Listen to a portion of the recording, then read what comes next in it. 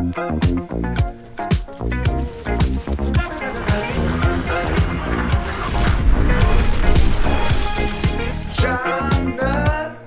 Sports Asia, live from Bangkok, Full Metal Dojo.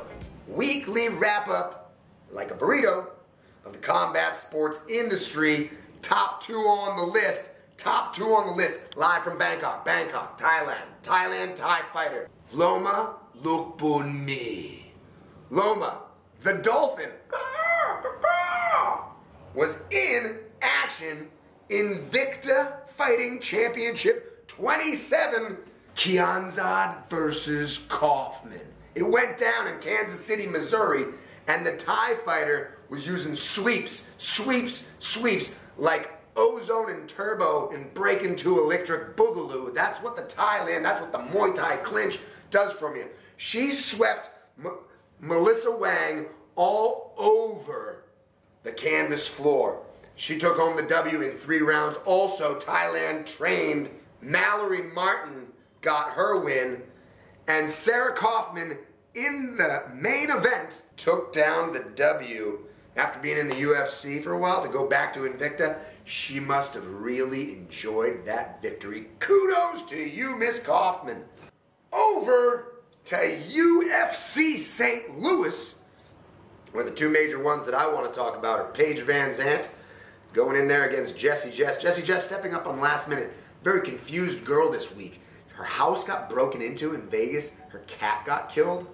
Yeah, that happened. But she still stayed focused enough to break Paige Van Zandt's arm in the first round.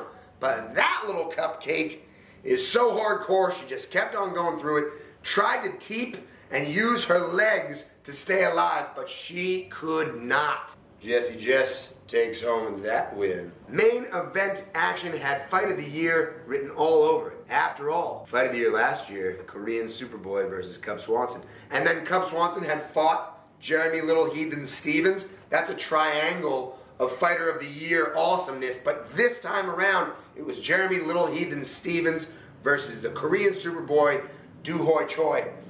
And it was awesome. The first round, the striking display that they put on had all the makings of that Fight of the Year goodness.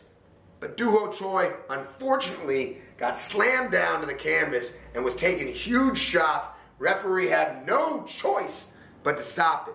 After all, you can get damaged in the octagon, but we don't want you to die. Doo-Hoi Choi, if he had gotten this W, would have changed the face of mixed martial arts in Korea. Believe you me, I know this. This is a fact.